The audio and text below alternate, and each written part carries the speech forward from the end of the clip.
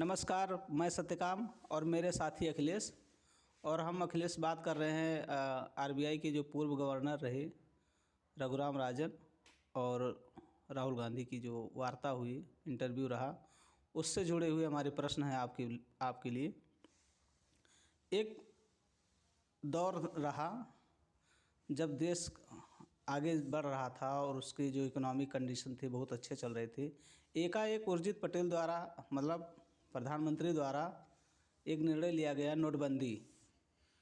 तो नोटबंदी से मेरा सवाल है, क्योंकि उन्होंने अप्रत्यक्ष रूप से कोट किया है जो पूर्व गवर्नर रहे रघुराम राजन जी ने, जो महंगाई बढ़ी और बेरोजगारी का डाटा बढ़ा है, उस समय की बात उन्होंने की, उसका कारण नोटबंदी था। अप्रत्याशित रूप से उन्होंने कहा राहुल गांधी से, जो इंटरव्यू पर प्रसारित किया गया। तो मेरा आपसे एक प्रश्न है, ये है कि क्या नोटबंदी सफल रही?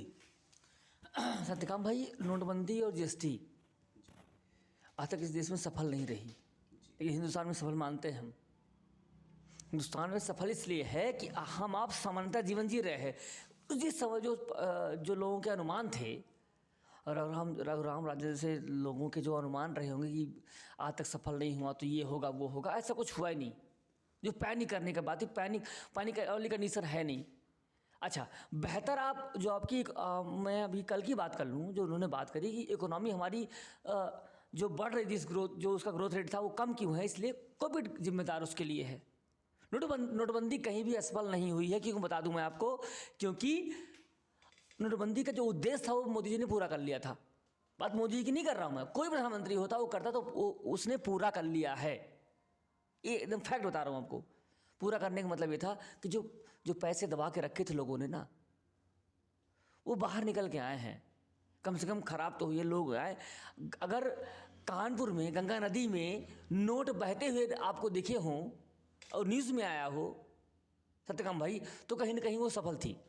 चलिए ठीक है सर, आपके डेटा अपना है, लेकिन मैं इसलिए उन्होंने कोट इसलिए किया था, मुझे जो समझ में आया कि नोटबंदी रही कि नोट बदली, ये दो कन्फ्यूजन चीज़ें हैं।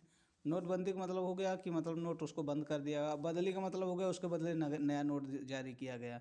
तो ये जो नोट को इकट्ठा करके जमा किया गया बैंकों में लगा करके, लोगों को बेरोजगारी आई, जो नए नए दुकानदार बने थे उस समय करोड़ों लोग।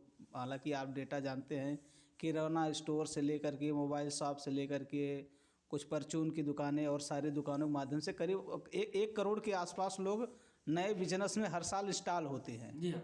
ठीक है, तो उनके लिए तो ये भयावह रहा, क्योंकि उनके पास जो नई पूंजी थी वो मार्केट में गई और मार्केट ठप पड़ा।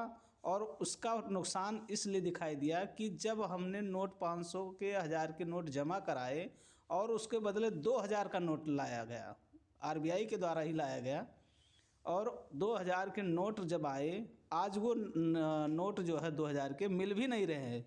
तो इसको सफल कैसे माना जाए? सत्यकाम भाई, 2000 के नोट गायब हो रहे हैं, ये सत्य है।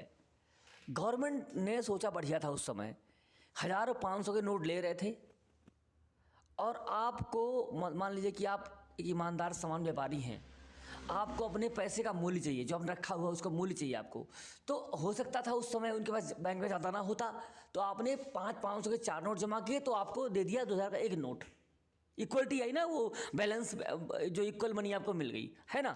ये थी सोच वहाँ पे गवर्नमेंट की, जो मेरा अपना मानना है। सहमत होना सबकी मर्जी है, ठीक है ना।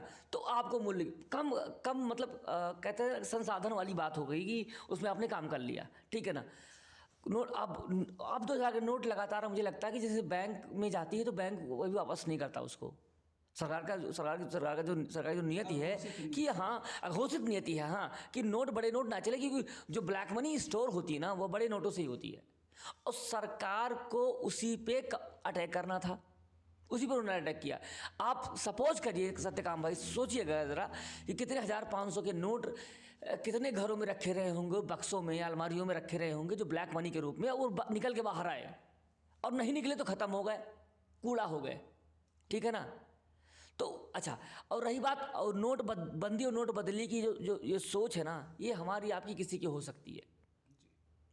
ईमानदार आदमी के लिए नोट बदली थी, और जो बेईमान था, जिसने रखे थे, जिसके खराब हो गए, जिसके पैसे बर्बाद हो गए, वो नोटबंदी थी उसके लिए, क्या उसमें कुछ बात ही नहीं है। ठीक है सर, चलिए ठीक है सर। और चूँकि रघुराम राजन की बात आई तो हम थोड़ा डेटा देना चाहेंगे कि उन्होंने जो उस समय उनकी ब्याज दर थी वो 8% थी, और जब उन्होंने अपने नए शक्तिकांत दास जी को दिया तो 6.25 जो उनका डेटा रहा, उन्होंने ब्याज दर दिया। कोविड काल में जब शक्तिकांत दास जी को 6.5 का ब्याज दर के हिसाब से मिला कि वो देश को बढ़ाना है और उसमें महंगाई घटना चाहिए, समता असमानता, ये सारी जो बातें आती है राजनीतिक दलों के द्वारा ही आएगी, हमारे आपकी समझ से बाहर है ये।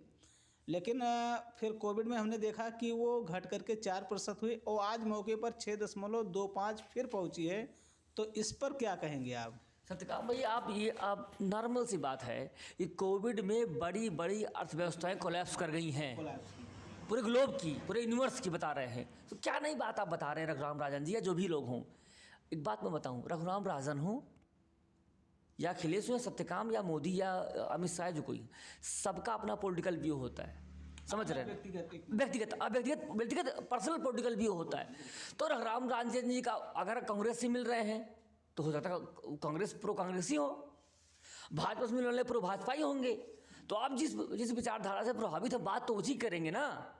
लेकिन मैं कहता हूँ ऑनेस्ट, भारतीयों की आप बात कर लीजिएगा आप, कि उस कोविड में जब पूरे ग्लोब की, पूरे यूनिवर्स की अर्थव्यवस्थाएं कोलैप्स कर ख़त्म हो गई, बर्बाद हो गई, मतलब बिल्कुल ग्राउंड लेवल चली गई थी, अब वहाँ अगर हम सर्वाइव कर गए और आज ग्रोथ कर रहे हैं तो गलत क्या है भाई? 3 महीने पूरी अर्थव्यवस्था ठप पड़ गई इस देश की और पूरे विश्व की। 3 महीने लगातार 3 महीने। अरे आप सोचो सत्यकाम भाई, उस गरीब की बात, जो गरीब दिहाड़ी कमाता था, दिहाड़ी कि पर डे 600-700 कमा के घर चला रहा होगा, और उसकी दिहाड़ी बंद हो, खाया उसने कैसे, ये तो आप सोचते ही नहीं हो। और उसको कष्ट नहीं है, वो तो कभी बोलता ही नहीं, उस मुद्दे बोलता ही नहीं है। वो तो जानते क्या बोलता है कि भाई महामारी थी, बच्चे मेरे अगर ना होते तो मैं कमाता किसके लिए? उसकी बात यह है कि 3 महीने अगर 3 महीने मैंने 10 दिन भूखा सोया होगा तो कोई दिक्कत मुझे नहीं है। मेरे बच्चे मेरी बीवी, मेरा परिवार जीवित है, अगर मैं मेहनत कर लूँगा, फिर कमा लूँ, खा लूँगा। और आप पॉलिटिक्स, फर्जी की पॉलिटिक्स आप लोग कर रहे हो, क्योंकि आपको ग्राउंड रियलिटी पता ही नहीं है। आप अपनी पॉलिटिक्स कर रहे हो, अपने माइंड सेटअप की पॉलिटिक्स कर रहे हो। नहीं करना चाहिए आपको ऐसा। चलिए ठीक है सर, ग्राउंड रियलिटी बता रहे हैं, आपके चैनल का भी नाम ग्राउंड जीरो ही है। और मुझे लगता है कि जो आप डेटा दे रहे हैं वो आप चूँकि समाज के बीच की हिस्सा हैं, तो उनके बातचीत, उनके समझ के आधार पर आप दे रहे हैं। मेरा एक प्रश्न इसी से जुड़ा एक और है, वो ये है कि जो एक बार बातचीत आती रहती है ना, विपक्ष हमेशा, ऐसा नहीं कि जब भाजपा विपक्ष में थी तो वो भी यही सवाल उठाती थी कि 4-5 लोग अमीर हो रहे हैं।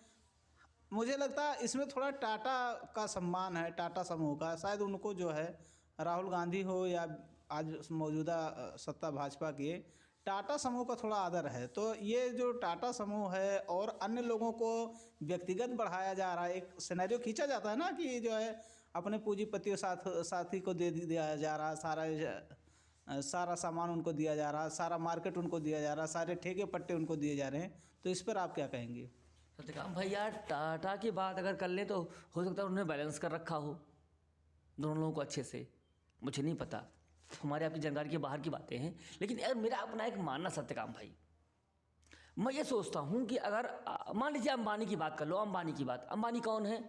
पूंजीपति है ना, ब्यूरोक्रेट नहीं है ना, कोई मंत्री नहीं है ना, लेकिन सीधे मोदी से मिल सकते हैं, सीधे जब चाहे अपॉइंटमेंट लेके मिल सकते हैं, जब चाहे तब, जब चाहे तो राहुल गांधी से मिल सकते हैं, सोनिया गांधी से मिल सकते हैं, किसी भी व्यक्ति से जो भारत का प्रधानमंत्री उससे मिल सकते हैं। क्यों?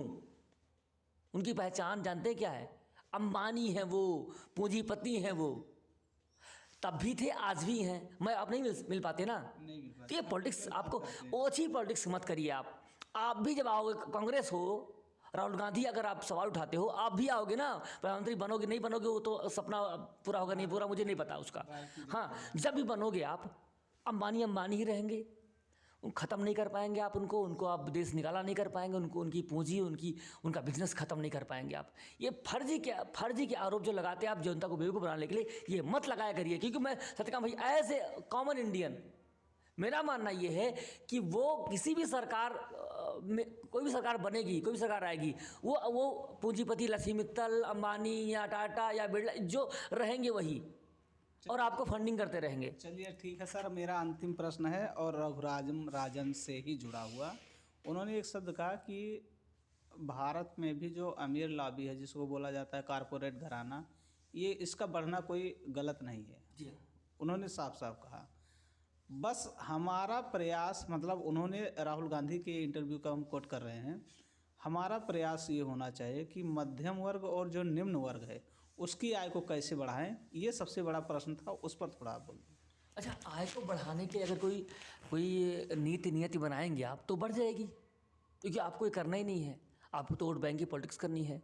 एक राम जेठमलानी जी की जो वरिष्ठ वकील रहे हैं, हाँ, उनका एक इंटरव्यू में देख रहा था 2013 का।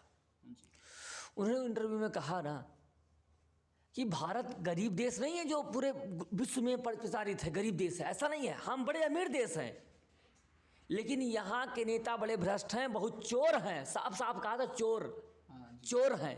और ये इन जो कॉमन सिटीजन है उनको बढ़ने का अवसर देना ही नहीं चाहते, क्योंकि वोट नहीं करेंगे इनको। अगर सारे लोग अमीर हो जाएंगे तो उनका अपना व्यक्तिगत विचार। अमीर होने का अंतिम मतलब अमीर होने से पैसे से नहीं होता। अमीर होने का मतलब कि आप पढ़े लिखे हो गए, शिक्षा पहुंच गई, व्यवस्थाएं पहुंच गई, आपका जीवन स्तर बढ़ गया, तो आपके सोचने का स्तर ही बढ़ जाता है। समझ रहे हैं? उससे ऊपर पहुंच जाएंगे, जो कि डेवलप कंट्रीज में होता है कि वहाँ पे ऐसा नहीं होता। अब अमेरिका का चुनाव देखिए किस लेवल से होता है, हमारे यहाँ चुनाव किस लेवल से कंपेयर कर लीजिएगा, जो कि हम उस बात पे नहीं जाएंगे, लंबा टाइम जाएगा। लेकिन वहाँ का चुनाव किस तरह से होता है, वहाँ कन्विंसिंग पैटर्न है। वहाँ का जो पार्टिसिपेंट होता है वो कन्विंस करता है, बुला के मेजॉरिटी कन्विंस करता है। हमारे यहाँ क्या होता है कि बुला के भीड़, चाहे पैसे की हो चाहे बिना पैसे की हो, बुला के सबको सुनाया जाता है कि सुन लो, और इम्पोज करते हैं, थोप देते हैं कि आपका नेता ये है, आपका नेता ये है, आप हमने ऐसा किया, हमने आपको 2000 रुपये दिए, हमने आपको 5 दिए, हमने आपको सिलेंडर गैस दी, हमने आपको फला दे, जो भी जिसने दिया तो ये थोपा जाता है। क्योंकि हम यहाँ की जनता गरीब हो, मान लेती है कि हाँ भाई हमको फ़ायदा मिले, तो हम मान लेते हैं। वहाँ पे अगर कन्विंस नहीं कर पाए तो वोट नहीं मिलेगा आपको। तो जो कल्चर सोसाइटी और अनकल्चर सोसाइटी, मतलब पढ़े लिखे लोग और अनपढ़ लोगों में ये डिफरेंस हो जाता है। तो मलानी जी ने कहा कि ये नेता जो है ना, ये चाहते ही नहीं कि यहाँ के लोग सिविलाइज्ड हों। सभ्य, सिविलाइज्ड मीन्स ये नहीं हम असभ्य नहीं है, मतलब कि आप वेल मैनर्ड, पढ़े लिखे उच्च। तो जो आपने सवाल किया ना कि ये बढ़ने का कोई सवाल ही नहीं है। जब तक पार्टियाँ पॉलिटिक्स अपनी तुच्छ पॉलिटिक्स करती रहेंगी तो बढ़ने कोई सवाल ही नहीं है।